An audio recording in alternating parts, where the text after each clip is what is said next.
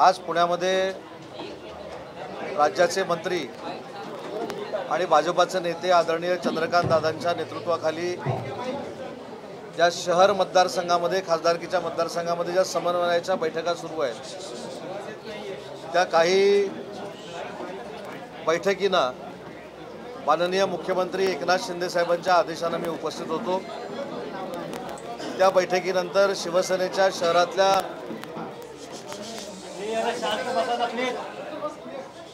सगळ्याच पदाधिकाऱ्यांची बैठक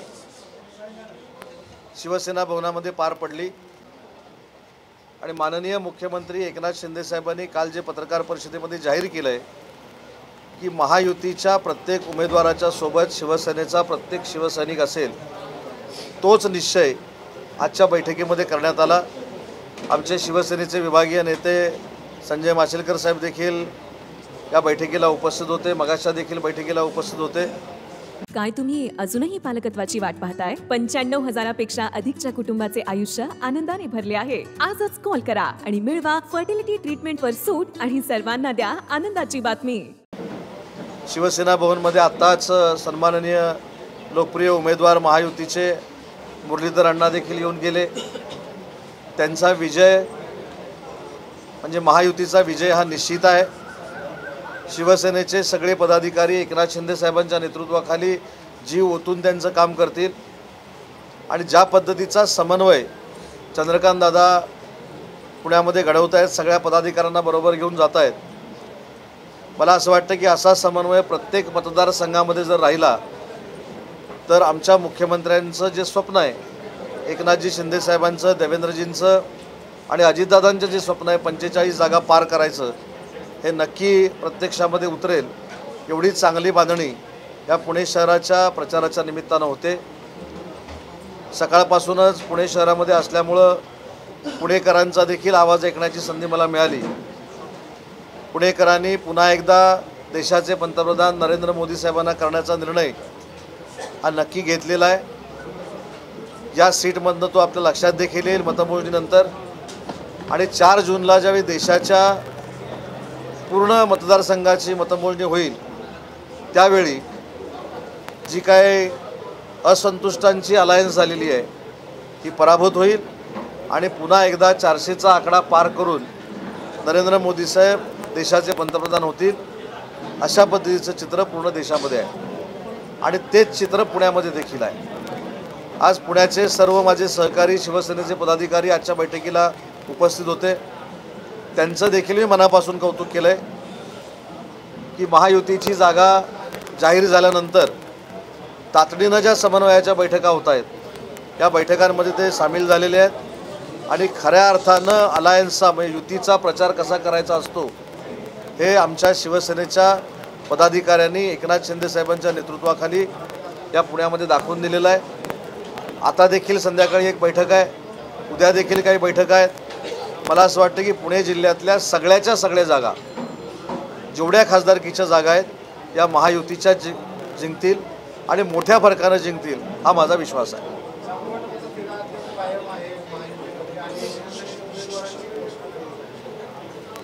काल देखील स्वतः मुख्यमंत्री महोदयांनी याच्यावर स्पष्टोक्ती दिलेली आहे आणि मी शिवसेनेचा मंत्री असल्यामुळं आणि शिंदे साहेबांच्या नेतृत्वाखाली काम करत असल्यामुळं मला एकच गोष्ट माहिती आहे की आम्ही सगळे अधिकार हे शिंदे साहेबांना दिलेले आहेत। शिंदे साहेबांनी काल जाहीर केलं आहे की योग्य वेळी निर्णय होतील, त्याच्यावर त्यांच्यावर आमचा पूर्ण विश्वास आहे आणि एकदा का पूर्ण मतदारसंघाचं वाटप झालं की कुठेही अडचण राहणार नाही, सगळे एकसंघपणानं काम करतील आणि या महाराष्ट्रातल्या खासदारकीच्या 45 पेक्षा जास्त जागा या माननीय नरेंद्र मोदी साहेबांचे हात बळकट करतील। शिंदे साहेबांचं तुम्ही म्हणताय, शिंदे साहेबांचंच तुम्ही ऐकणार त्यांना सर्वाधिकार, पण शिवतारे बापू ऐकायला तयार नाहीत, ते त्यांच्या अपक्ष लढण्यावर। मला असं वाटतं अजून फॉर्म देखील भरायला वेळ आहे, फॉर्म मागे घ्यायला देखील वेळ आहे। आताच काही अंदाज लावण्यामध्ये काही अर्थ नाही। काल विजय बापूंशी मुख्यमंत्री महोदय बोललेले आहेत, त्यांची चर्चा झालेली आहे। विजय बापूंशी मी देखील बोलणार आहे आणि मला असं वाटतं की एकदा मुख्यमंत्र्यांनी चर्चा केल्यानंतर विजय बापू हे समंजस आहेत, माझ्यापेक्षा आपल्या सगळ्यांपेक्षा ते सिनियर राजकारणी आहेत, त्याच्यामुळे योग्य वेळी ते देखील योग्य निर्णय घेतील।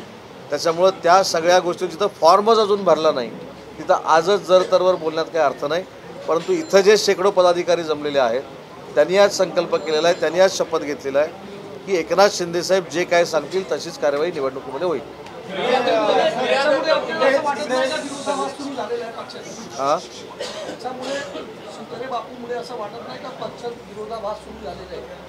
पहिली गोष्ट अशी आहे की मी साहेबांना पण उत्तर दिलं की अजून फॉर्मच भरलेला नाही. प्रत्येकाला प्रत्येकाचा मत मांडण्याचा लोकशाहीमध्ये अधिकार आहे. त्या संदर्भात आमचे सहकारी मंत्री आदरणीय देसाई साहेबांनी विजय बापूंची भेट घेतली, दीपक केसरकर साहेबांनी घेतली, साहेब देखील त्यांच्याशी बोललेले आहेत आणि म्हणून इतक्या लवकर काही गोष्टीवर कन्फर्म होणं मला असं वाटतं की राजकीयदृष्ट्या योग्य नाही. बापूंचा झालेला अपमान योग्य की अयोग्य, त्यांची जी सल आहे ती खरी का खोटी? नाही, बापूंनी काय भोगलंय हा विषय जरी असला तरी आज बापू शिवसेना पक्षामध्ये काम करतायत. त्यांचा अपमान ज्यांनी कोणी केला असेल केला नसेल, त्यांचं मन दुखावलं गेलं असेल नसेल, हा त्यांचा भाग नक्कीच आहे ना, त्याच्यावर कोण आम्ही आर्ग्युमेंटच करत नाही. परंतु पक्षामध्ये काम करत असताना काही तडजोडी कराव्या लागतात, काही ठिकाणी 4 पावलं यायला लागतं आणि म्हणून मला असं वाटतं की माझ्यापेक्षा देखील विजय बापू सिनियर आहेत, त्याच्यामुळे योग्य वेळी योग्य निर्णय घेतील. प्रिया दत्त मुंबईमध्ये तुमच्या शिवसेनेत प्रवेश करणार अशी चर्चा आहे. उत्तर मध्य मुंबईच्या त्या असतील उमेदवार? मला असं वाटतं की काही गोष्टी ह्या स्पॉन्टेनियस झालेल्या चांगल्या असतात. आता मी सांगायचं त्याच्यानंतर त्या मला असं वाटतं की महाराष्ट्रामध्ये अनेक गोष्टी तुम्हाला काही आता कालावधीमध्ये बघायला मिळतील. जे चेहरे कधी अपेक्षित नव्हते शिंदे साहेबांकडे यायचे, देवेंद्र फडणवीस साहेबांकडे यायचे किंवा अजितदादांकडे यायचे, ते असे अनेक चेहरे या 8-10 दिवसामध्ये इकडे येतील. कल्याणमध्ये भाजपच्या कार्यकर्त्यांनी श्रीकांत शिंदेनी भाजपच्या चिन्हावरती निवडणूक लढवावी असं पत्र बावनकुळेंना दिलेलं आहे. कल्याणच्या भाजप पदाधिकारी मला याच्यामध्ये बोलून जास्त काही सांगायचं नाही, परंतु कल्याण डोंबिवलीला माननीय खासदार डॉक्टर श्रीकांत शिंदे हे अतिशय चांगलं काम करत आहेत. अतिशय चांगला त्यांचा संपर्क आहे. अतिशय चांगल्या पद्धतीनं मुख्यमंत्र्यांचे चिरंजीव नाही तर शिवसेनेचे एक शिवसैनिक म्हणून अहोरात्र ते मेहनत घेत आहेत. त्यामुळे मला असं वाटतं, माझं मन असं सांगतं, मी काय पक्षाची भूमिका मांडत नाही, माझं मन मला असं सांगतं की कल्याण डोंबिवलीची उमेदवारी त्यांनाच मिळेल. बारामतीमध्ये कल्याण डोंबिवलीचा विषय असा आहे की भाजप कार्यकर्ते म्हणतायत त्यांनी उमेदवारी घ्यावी पण कमळ चिन्हावर निवडणूक, तसं पत्र दिलंय. साहेब, लोकशाहीमध्ये कोणालाही काही बोलण्याचा अधिकार आहे, कोण कोणाचं तोंड धरू शकतं. म्हणून मी सांगितलं, मी माझं मन सांगतंय असं म्हटलं. माझं मन असं सांगतंय की ते कल्याण डोंबिवलीचे उमेदवार धनुष्यबाणावर श्रीकांत शिंदेच असतील.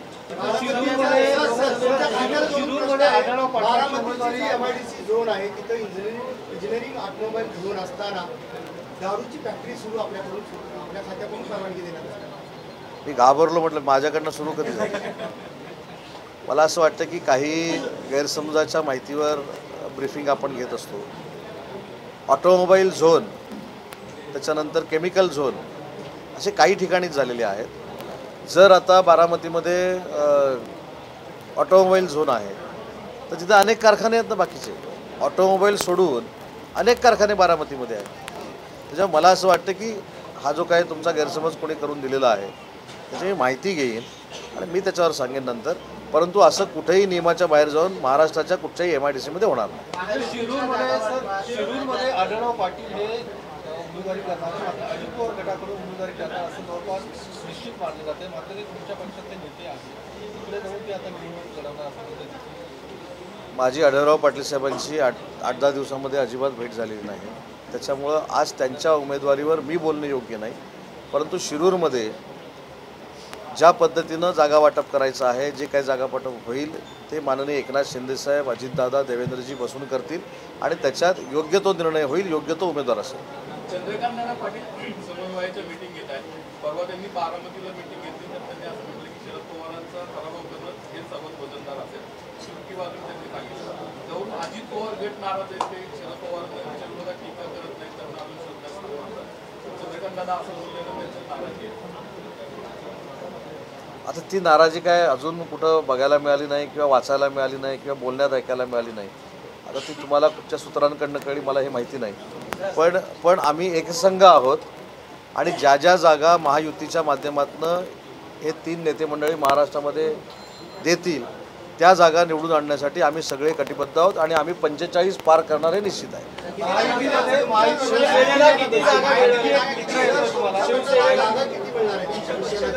आधी पहिली गोष्ट हात जोडून आपल्याला विनंती करतो की निवडणूक आयोगानं सांगितले की ही शिवसेना आहे, आमचा गट नाही.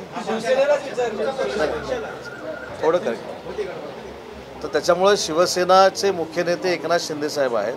सन्मानपूर्वक जागा मिळतील आणि जागा मिळाल्यानंतर तुम्हाला बातमी मिळणार नाही एवढ्या जागा मिळतील.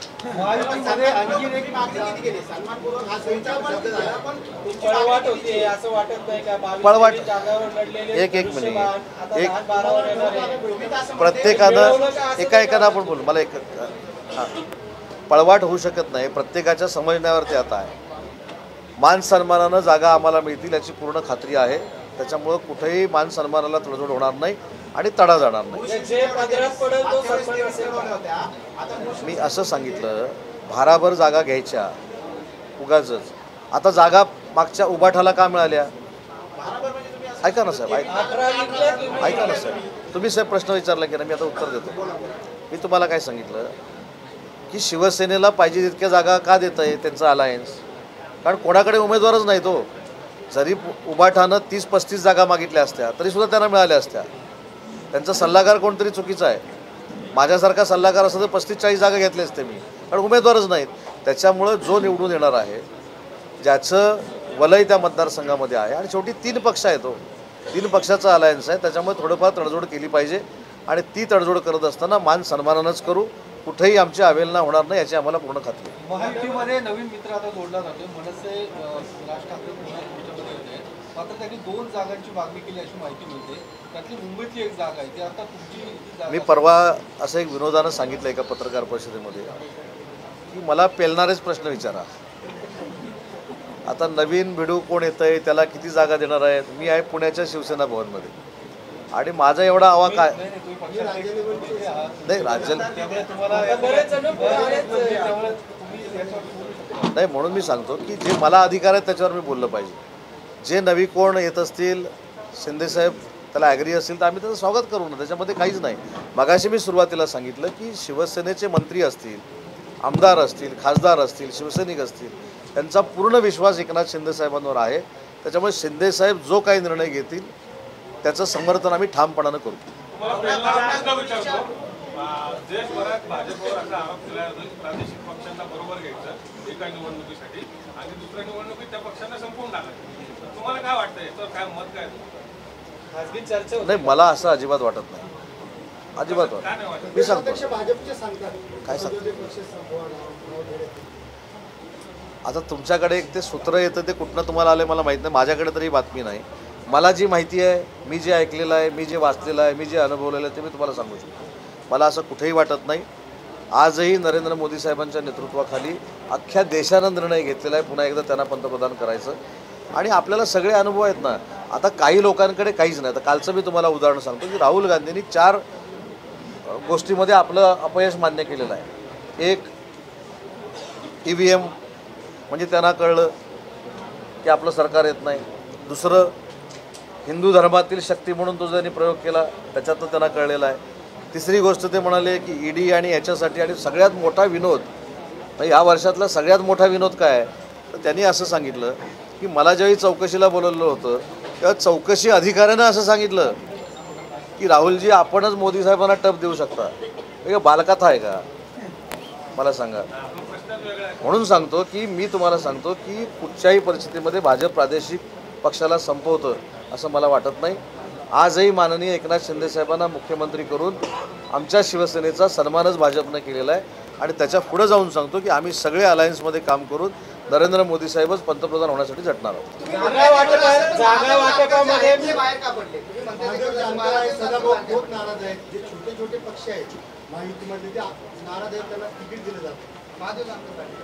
बघा नाराजी ही प्रत्येकाची वेगवेगळ्या प्रश्नावर असू शकते. आता ते नाराज काय त्यांनी सांगायला पाहिजे. ते जर आज मला भेटले असते त्यांनी माझ्या कानात सांगितलं असतं मी त्यांची नाराजी सांगितली. प्रत्येक माणूस का नाराज असतो, का आनंदी असतो, का दुःखी असतो त्याचं वैयक्तिक मत आहे. आता जानकरांचं असं काय झालं मला माहीत नाही, पण जानकर साहेब जे काही विधान परिषदेमध्ये आहेत की होते मला तर माहीत नाही रिटायर झाले का आहेत ना ते भाजपमुळेच आहेत. भाजपनंच त्यांना आपल्या विधान परिषदेचं तिकीट दिलेलं आहे. आम्ही 5 वर्षासाठी निवडून देतो, ते 6 वर्ष एक वर्ष त्यांना ग्रेस आहे. त्यामुळे आपण असं म्हणू शकत नाही की भाजपने त्यांना न्याय दिला नाही.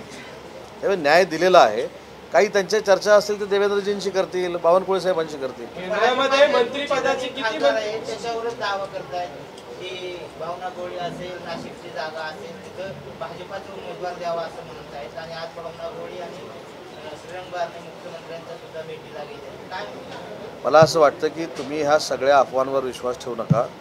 योग्य निर्णय एकनाथ शिंदेसाहेब घेतील. आमचा सगळ्यांचा एकनाथ शिंदेसाहेबांवर आणि उमेदवारांचा देखील विश्वास आहे. केंद्रात मंत्रिपद किती मागितली, काय चर्चा झाली? आता मगाशी तुम्हाला काय बोलू, काय पूर्वी मातोश्रीवर व्हायचं ओ पेलणारा नाही, पेलवणारा पण प्रश्न नाही.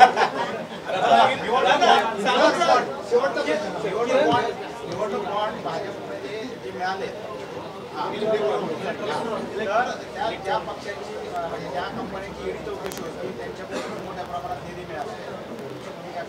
एक कदाचित कालची एक बातमी आपल्याला वाचनात आली नसेल किंवा माहीत नाही. काल सगळ्यात जो आक्षेप घेण्यात आला तो पश्चिम बंगालमध्ये घेण्यात आला. पश्चिम बंगालमध्ये प्रादेशिक पक्ष असताना नक्की असं काय घडलं हे मी थोडं करेक्ट करतो. आणि भाजपावर जे आक्षेप घेतलेले आहेत त्याचं क्लॅरिफिकेशन काल त्यांनी दिलेलं आहे. पण पश्चिम बंगालवर जो आक्षेप घेतला गेला, प्रादेशिक पक्ष असतानासुद्धा ॲज अ सरासरीनं जे काय बॉन्ड घेतले गेले पश्चिम बंगालमध्ये त्याचं उत्तर कोणच देत नाही. दुसरी महत्त्वाची गोष्ट की काही लोकांनी म्हणजे आता हा बॉन्डचा विषय सोडा, पण आम्हाला जो अनुभव आहे तो आम्ही ज्यावेळी उठाव करून शिवसेना धनुष्यबाण आम्हाला मिळाला त्याच्यानंतर 24 तासामध्ये शिंदेसाहेबांना एक पत्र आलं की खात्यावर असलेले 50 कोटी रुपये द्या. बरोबर आहे की नाही? कदाचित हा प्रश्न मिस झाला असेल, पण ते मी तुम्हाला ॲड करून सांगतो की 50 कोटी रुपये देताना नाही सांगतो ना, शेवटी पैसाच आहे हो. बॉन्डमध्ये सुद्धा पैसा आणि खात्यामध्ये सुद्धा पैसाच होता. पण मनाचं मोठेपणा काय लागतो तर एकाही मिनिटाचा विचार न करता ते 50 कोटी रुपये एका मिनिटामध्ये शिंदेसाहेबांनी उभाठाला पाठवून दिले. मग माझी फक्त विनंती अशीच आहे की आपण ज्यावेळी बॉन्डच्या बाबतीत बोलतो त्यावेळी अचानक 50 कोटी रुपये कुठून आले होते? शेवटी जे काय आपण बॉन्ड म्हणतो, चेक म्हणतो, हा सगळा विषय जो आहे तो पैशाशीच निगडीत आहे ना. पैसे दिले म्हणून ते बॉन्ड तयार झाले. मी तेच सांगितलं, मी तेच सांगतो. उद्योग मंत्री आहात, पुण्यामधील 4 कंपन्या आहेत, मुंबईच्या काही कंपन्या आहेत. नाही असं नाही आहे. कालचं सांगतो ना, याचं क्लॅरिफिकेशन आपण सगळ्यांनी मुद्दाम, म्हणजे माझी विनंती आहे आपल्याला ॲज अ फ्रेंडली आपण याचं क्लॅरिफिकेशन मुद्दाम ऐकलं पाहिजे. काल देवेंद्रजींनी प्रत्येक पॉईंटवर याचं क्लॅरिफिकेशन केलेलं आहे. आता आपण जे म्हणतोय काय कंपन्या आहेत मला माहीत नाही, पण काही कंपन्या अशा आहेत ज्या लॉसमध्ये दाखवलेल्या आहेत आणि त्याचे बॉन्डसुद्धा काँग्रेसकडे आहेत, ज्या NCLTमध्ये गेलेल्या आहेत. त्याच्यामुळे माझं असं म्हणणं की या सगळ्याच्या काही गोष्टी आहेत त्याचं क्लॅरिफिकेशन योग्य वेळी देऊ. त्याच्यामध्ये काही जनतेपासून आम्ही काही लपून ठेवणार नाही. परंतु जे कोण आरोप करतायत त्यांनी पण आपल्या दिवाखाली किती अंधार आहे ते बघावं ना. सर, उद्योग मंत्री म्हणून तुम्ही यावरती जास्त क्लॅरिफिकेशन देऊ शकता? कशावर? इलेक्ट्रॉल बॉन्ड नाही, उद्योग मंत्री आणि इलेक्ट्रॉल बॉन्डचा काय संबंध आला? कंपन्यांची परिस्थिती तुम्हाला माहिती असेल. एक मी त्यांचं थोडं गैरसमज दूर करतो. उद्योग मंत्रीपद आणि इलेक्ट्रॉल बॉन्ड याची सांगड आधी पहिली घालू नये. आणि हा एक वेगळा उद्योग आहे ही सांगड घालण्यामध्ये. मुद्दा असा आहे की कंपन्या ज्या आहेत त्या सगळ्या इंटरनॅशनल बेस आहेत. बरोबर आहे की नाही? कदाचित त्या चुकीच्या असतील, माहीत नाही मला, त्याच्यावर मला बोलण्याचा अधिकार नाही. पण योग्य वेळी जे काय असेल ते क्लॅरिफिकेशन प्रत्येक पक्ष देईल.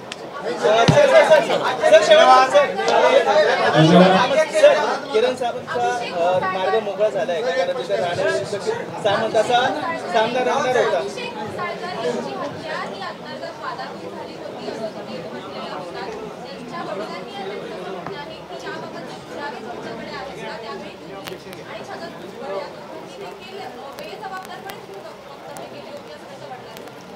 माझी पत्रकार परिषद मॅडम पूर्ण परत ऐका किंवा घोसाळकर साहेबांना दाखवणं गरजेचं आहे.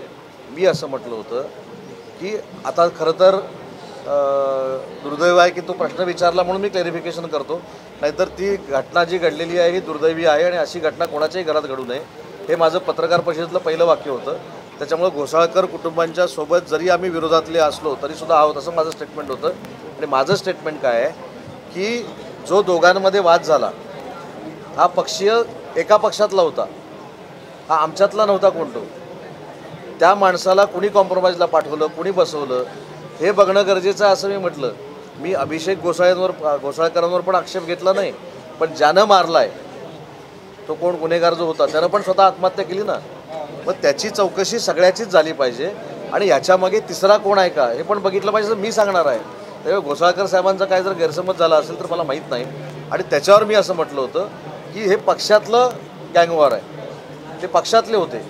आणि मी तेव्हा पण सांगितलं होतं की अशी दुर्दैवी घटना कोणाच्याही घरात घडू नये, हे दुर्दैव आहे. सावंतसाहेब बांधगिरे साहेबांच्या मतदारसंघातले काही लोक मतदानावर बहिष्कार टाकणार आहेत, कारण का उरळी आणि नगरपालिकेला जो जे काढणार तो अजितदादांच्या संदर्भात. आमचे बांधगिरे साहेब सक्षम आहेत त्यांची समजूत काढण्यासाठी. जर काही विकास कामं राहिली असतील तर ते मुख्यमंत्र्यांशी बोलतील आणि त्यांना आचारसंहिता झाल्यानंतर योग्य तो न्याय मिळवून द्यायचा प्रयत्न करतील.